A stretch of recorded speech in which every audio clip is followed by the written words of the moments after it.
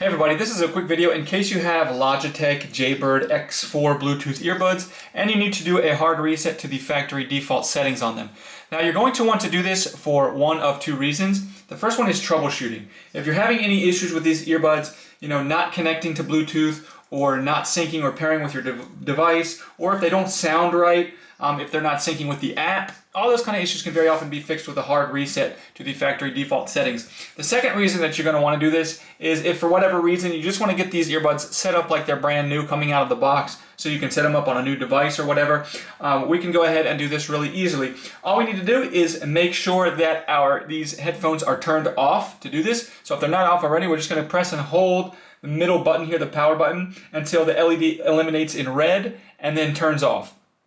And that means that the headphones are off. So once we can do that, then we're just going to come in and press this middle button again for 5 seconds, keeping an eye on this little LED light here. And when it starts blinking green and red, we're going to just release and then double tap the button. So hold for 5 seconds. When the light turns green and red, then we double tap the middle button, and then the LED will turn orange.